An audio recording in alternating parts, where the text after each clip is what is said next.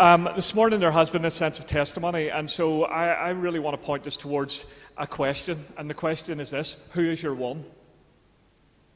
I want to talk about who is your one. I'm talking about the person who you break your heart for, the person you want to see, the David, the person you want to see put their trust in Jesus, because you know the only hope they have is found in Christ, because you've discovered the only hope you really have is in Christ. Who is your one? Who is the one person, or the one family, or the one couple, or the one situation that breaks your heart before God, that you say, God, I need you to move and I need you to save? Who is that one? Because I want you to hold that one in your heart today. Because as we're going to talk about what we're going to talk about, it's important that you do it through the lens of your one. The people that you want, the people that you want to come. I stand here as like somebody on the way in through the door said to me, "Oh, those that like Jane's teenagers were?" And I said, "Teenagers and old hipster men like me." I have been around so many corners, but I can remember when I was young, standing in the Ulster Hall, and I was preaching in the Ulster Hall. And I'm not saying this by any way to make me sound good. I'd somehow managed to find myself there. I was preaching in the Ulster Hall at a youth event on New Year's Eve. And we saw all of these young people come to faith. And it was incredible. They were just coming forward. And honestly, for a young guy, a young preacher, standing in the Ulster Hall, seeing all this, you thought to yourself, this can't get any better. But I came off the platform to the side and I started to cry. Like, Johnny's crying. I'm crying. Like, what sort of men are we? And I stood off the side of the platform and started to cry because I didn't know any of their names. I didn't know what their future looked like. I knew they were making a decision in the moment. I knew something was happening and God was stirring. But I came off it and I thought to myself, I just want to know their name. Because I believe God really cares about the one. You know, the crowd's brilliant, but you do know the crowd's always made up of a crowd of ones. Your sons, your daughters, your friends, your family. It may be a crowd, but it's only down to the one, and God sees the one. And this morning I really want to focus on this sense of who is your one. The story unfinished. The potential yet to be reached. A son or daughter still to be welcomed home. I had an old elder, and it was around the time when Reggie Fisher, who helped build this building, I just saw a plaque out there with Reggie's name on it, and it reminded me. And we had this elder called Sammy Kelly. And Sammy Kelly had this saying. And he used to say that everybody is salvageable. He worked in the shipyard. And what he meant by that was this. That despite having passed to the lowest, and this is how he put it, that every one of them is capable of the highest. Despite having reached the lowest part of your life, you are capable of the highest. You see, your one is capable of the highest. Your one is capable of reaching. You might think they've got the rock bottom, but believe me, when they get the rock bottom, they discover the rock Christ Jesus, who can raise them high. Who is your one? Luke 15, we're going to look at. And Luke 15 is known as the parables, the lost and found parables. But I have a mate who calls them the party parables. And I just love that. The party parables, because every one ends with a party. Because somebody gets found and then a celebration happens. And I love that Johnny has set the tone this morning, and he said, you know, he likes a little bit of rejoicing. He likes a little bit of thanksgiving. He likes people to express their praise. Well, he's not alone in that, because Jesus sets us out a story that when people come home and people get found, we're supposed to be the party planners. We're supposed to be the most excited people who get passionate. We're the people who kill the cow, who get the barbecue going, who set the budget aside and throw the greatest party, because those who are lost are now found. Does anybody in here like parties? You know, I don't. You know, parties drain the social battery right out of me. I'm one of those people that when I walk in the room, I'm like, yes, this is great. 15 minutes later, Sharon, time to go. We're going. I want to sit in the corner, I want to recharge. But see, when it comes to lost people coming back and finding their way home, I get party like that always. There's something in my spirit just gets excited. Anybody in here get excited? You know, we've got kids in here making some noise, and sometimes people can think it's a distraction. But you know, if our praise was louder than their noise, nobody would ever hear them. Anybody in here get excited because people who were lost come back to be found? Now, like, I'm going to look at you until you get excited. Come on. Come on. Are you excited? Yeah. Because we get excited because people who were lost are now found. And this is the story. Jesus comes, and we're told that Jesus in verse 1 and 2 is sitting with the Pharisees, and he's sitting with the the sinners, and he's sitting with these tax collectors. The tax collectors are there to hear Jesus. The Pharisees are there to mutter. And this is the word. They're there to mutter, because religious people mutter. Religious people love to look at other people and figure out why they can never be redeemed through the blood of Jesus Christ. They love to look at other people to make themselves feel good about themselves. They love to look down when Jesus Christ comes to lift people up. And we have this story, and they're saying that they're there, the sinners, the tax collectors, they're there to hear Jesus. They're sitting over some food, they're sitting together, and they just want to hear Jesus. Anybody in this room want to hear Jesus? Anybody in this room think that the most important voice we can ever hear is the voice of God? Some of us need to hear the voice of God again. And Jesus is here. He's gathered among the sinners and the tax collectors and the saints and the Pharisees and the people like us. And he wants to speak to us. We come to these parables. He's eating with them. He's doing the ordinary. He's doing the everyday. He's not having an outreach on a Wednesday night and a Saturday morning. He's just having a meal. And then this is what we read. In verse 3, then Jesus told them this parable. Suppose one of you has 100 sheep and loses one of them. Doesn't he leave the 99 in the open country and go after the lost sheep until he finds it? And when he finds it, he joyfully puts it on his shoulders and goes home. Then he calls his friends and neighbours together and says, rejoice with me, it's a party. I have found my lost sheep. I tell you that in the same way there will be more rejoicing in heaven over one sinner who repents than over 99 righteous persons who do not need to repent. The parable of the lost coin. Or suppose a woman has 10 silver coins and loses one. Doesn't she light a lamp, sweep the house, and search carefully until she finds it? And when she finds it, she calls her friends and neighbours together and says, rejoice with me, I have found my lost coin. Think of your one. I have found my lost coin. In the same way, I tell you, there is rejoicing in the presence of angels of God over one sinner who repents. And then the parable of the lost son. Now Jesus continued and said, there was a man who had 2 sons. The younger one said to the father, Father, give me my share of the estate. So he divided his property between them.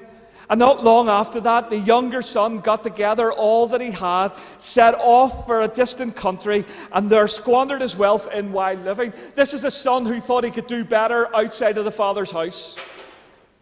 And after he had spent everything, there was a severe famine in that whole country, and he began to be in need. So he went and he hired himself out to a citizen of that country who sent him to the fields to feed the pigs. He longed to fill his stomach with the pods that the pigs were eating, but no one gave him anything. And when he came to his senses, he said, how many of my father's hired servants have food to spare, and here I am starving to death. I will set out and go back to my father and say to him, Father, I have sinned against heaven and against you. I am no longer worthy to be called your son. Make me like one of your hired servants. So he got up and he went to his father. But while he was a long way off, his father saw him, was filled with compassion for him. He ran to his son, threw his arms around him, kissed him. The son said to him, Father, I have sinned against heaven and against you. I am no longer worthy to be called your son. The father completely ignores him, says, quick, bring the best robe and put it on him, put a ring on his finger, sandals on his feet, bring the fatted calf and kill it. Let's have a feast and celebrate. For this son of mine was dead and is alive. He was lost and he was found. So they began to celebrate. If you're a follower of Jesus Christ in this room, if I read these words, you should get excited. We should get so excited. For this son of mine. Anybody got a son? Anybody got a daughter? Anybody got a one? This one of mine was lost and now he is found. We should get excited about that stuff. That should be our expectation. That should be our heart. This morning I want to just take a moment and look at the heart of the seeker. The one who is seeking. The one who is trying to find. The one who sought us. And the one who is seeking them. The lost sheep. You see, the seeker plans for their plans to change. And if you're in here today, and if you really care about lost people at all, you've got to be in a situation where you're prepared for your plans to change. You plan for your plans to change. Because this is the story. What's going on here is a guy comes over and he goes, I'll count my sheep. 96, 97, 98, 99, 1, 96, 97, 98, 99. And he realizes in that moment his plans are about to change. Because he has to make a decision. Is the one worth his comfort? Is the one worth leaving the 99? Is the one worth a change? Is the one worth a criticism? Is the one worth the other people going, like, why are you leaving the 99 to get to the one? You got to plan that your plans will change. You have this story of a coin. This woman, 7, 8, 9,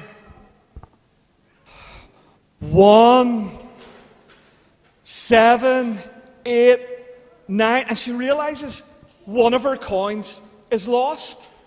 Now she has a choice. Her plans are about to change.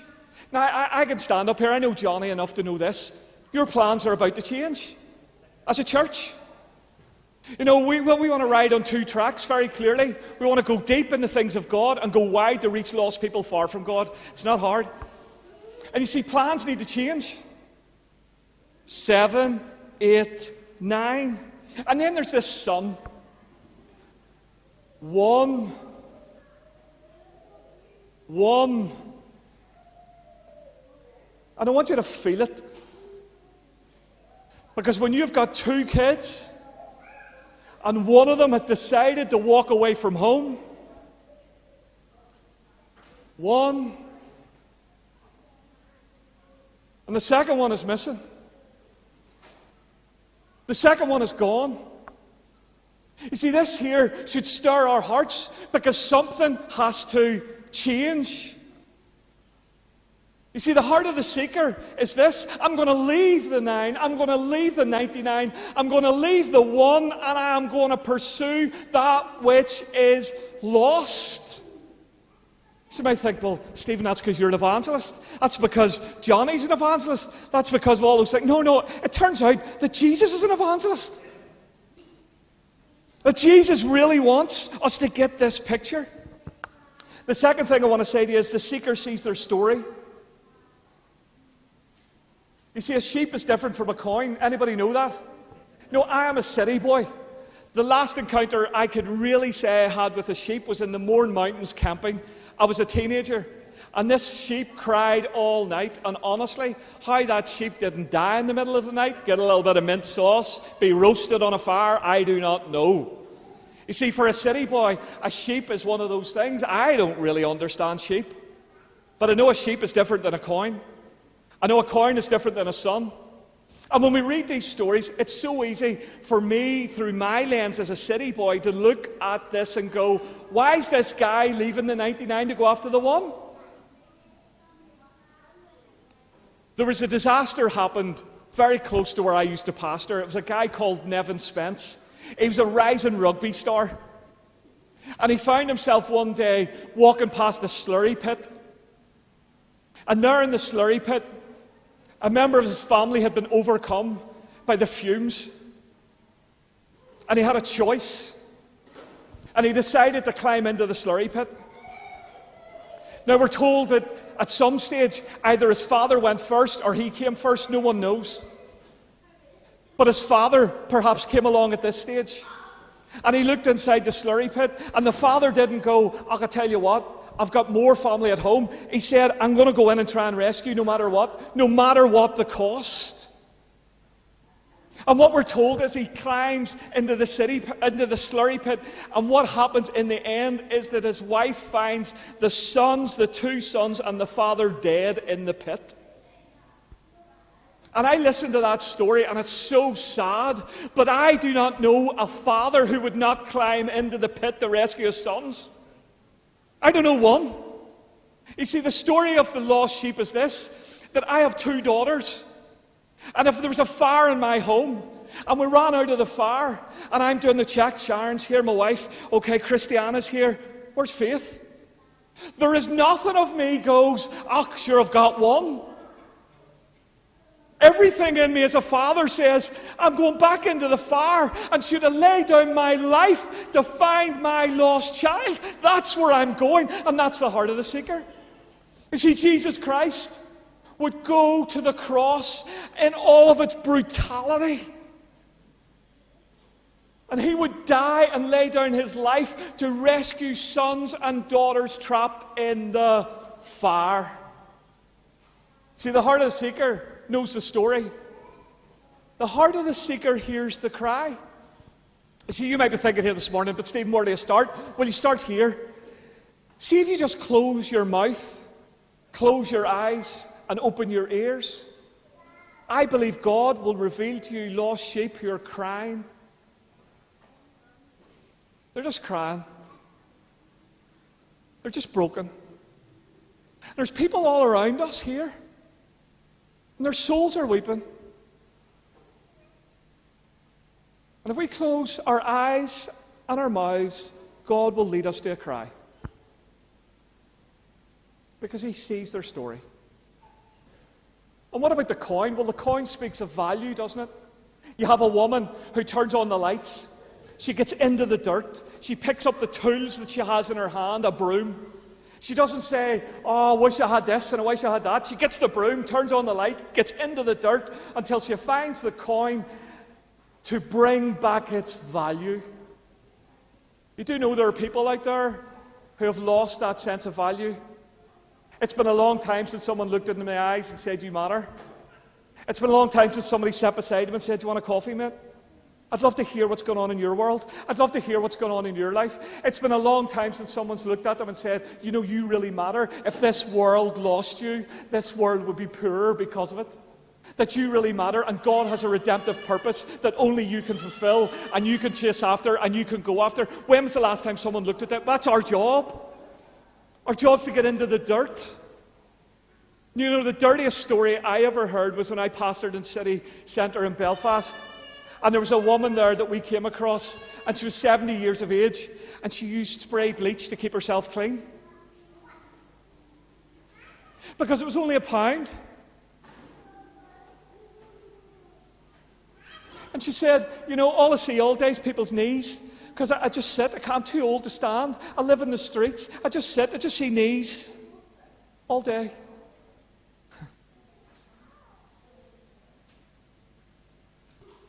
See, we're the church. We're meant to get down in the dirt and sit beside her and look her in the eyes and tell her that she matters and that she is loved by a God who would send his only son to die for her. That's the role of the church. See, this is the heart of the seeker. And what about the son? You see, in my role and what I do with Elim, I go around Elim churches. And can I let you in a wee bit? Can I do this? See, I'm not convinced that people's arms are as open as their doors.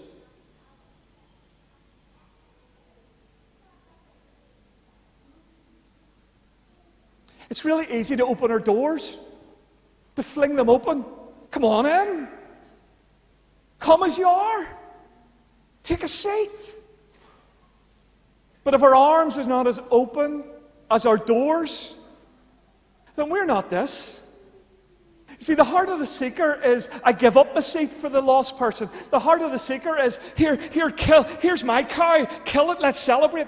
The heart of the seeker is, I will give my best so that they can be welcomed home. The heart of the seeker is, forget this servant talk. You're a son. You're a daughter. Let's clothe you. Let's dress you. Let's put shoes back in your feet and give you purpose. Let's ring in your finger and give you authority. Let's put a coat around you so that when people look at you, they think you're the father. They think you're the one who's throwing the party. See, the heart of the seeker sees the story.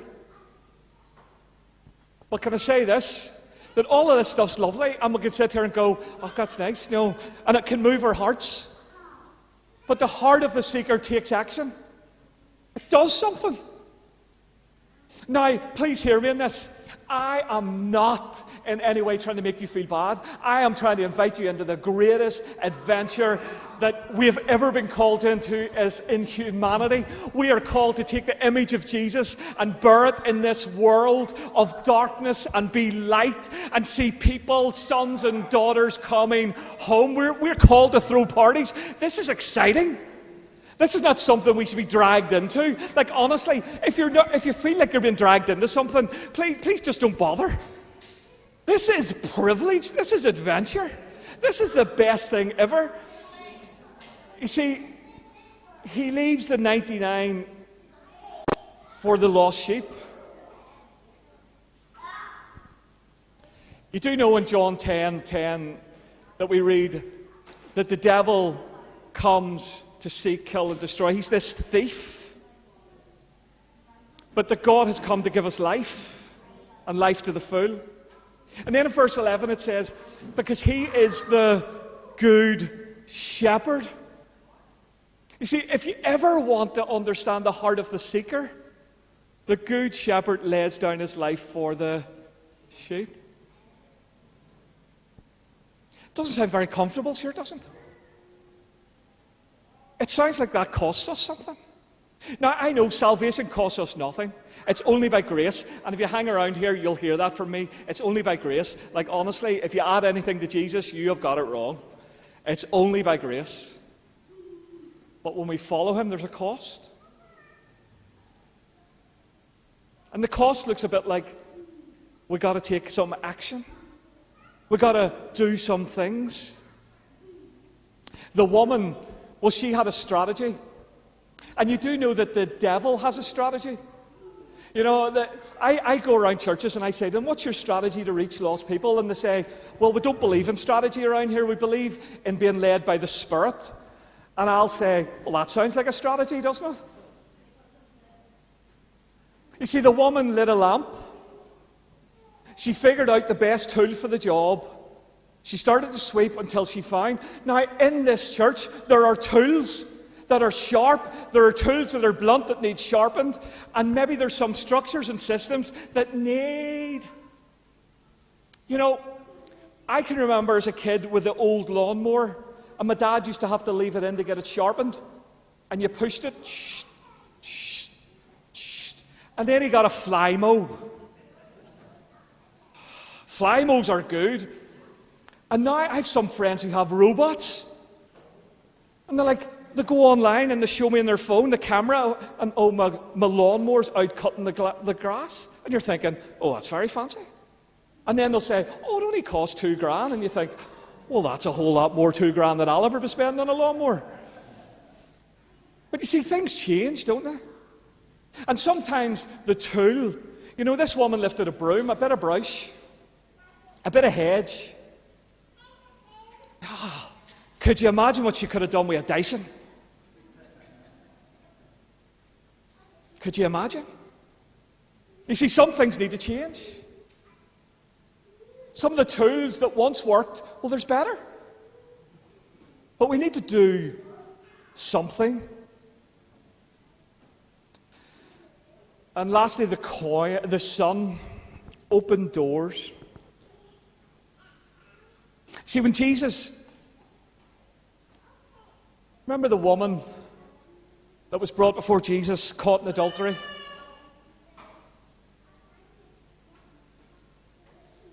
And what does Jesus do? Well, this is the action he takes. He looks at her accusers and says, look where you've gone wrong. Because that's the heart of the seeker. Do you not think sometimes church can be a little bit the other way, can't it? No, look where you've gone wrong. But no, but not the heart of the seeker. No. Can you remember the demonic man in Luke 8? And Jesus comes across him, and he says when they came to Jesus, they found the man from whom the demons had gone out, sitting at Jesus' feet, dressed and in his right mind. You got to love that, don't you? Like, this crazy guy, breaking chains, like stabbing himself. Like, there's no easy way to put this. And then all of a sudden, Jesus. Because that's what the heart of the seeker is. The heart of the seeker doesn't see the demonic man. The heart of the seeker sees what the man can become. Because that's Jesus. That's our one. What about the woman who touched the hem of his garment? I love that story.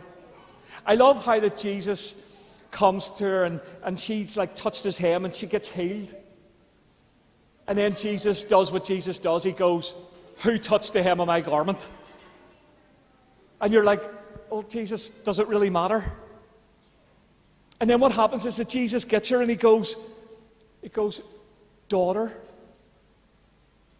Because this woman already felt bad enough about her life. If she had just stolen a miracle and left, she'd have just felt even more guilt and shame.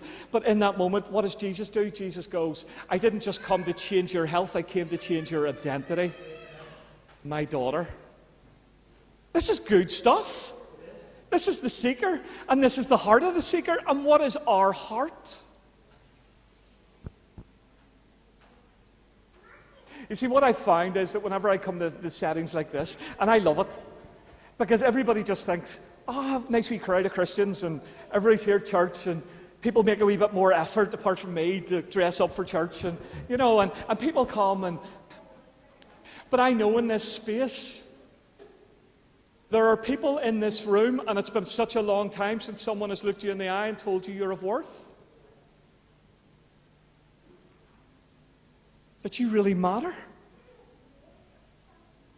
I don't want you to hear that. I want you to hear that your circumstances do not dictate how God views you. He doesn't view you through the lens of your circumstance. He views you through the lens of the cross. And he looks at you and he goes, "You're my child, you're my son, you're my daughter. I love you. Oh, I've got purpose for you. I see you. Come on. Let's get the dirt wrapped off and let's get moving. Let's get going." Because the beauty of the coin in the story is instantly that coin's value was restored. Instantly the son's value was restored. Instantly the sheep's value was restored. Just like that. It's amazing. That's our God. And there are people in this room, probably, who look like you're enjoying life in the Father's house, but if somebody followed you all week, you're probably trying to do your best to live outside of it. That's what happens. It's so easy. It's so easy. It just takes choice. And it just takes life. And that's the story of the prodigal son, isn't it? He made choices that took him away from the Father's house, but then a famine happened. Life happened. And that just wrecked him. And it's so easy to find ourselves making choices that take us away from the Father, and then life happens. And it's in that moment we feel so far. And sometimes we're wondering, how do we come home? But this story just says, you just come. You just turn. You don't have to get all dressed up. You don't have to get all sorted out. You don't have to, as Billy Graham used to say, you don't have to take a shower before you have a bath. You just come. You just come. And he just gets us dressed. Like we've never left the house. Okay, so that's the heart of the seeker. We're going to have Ruth come.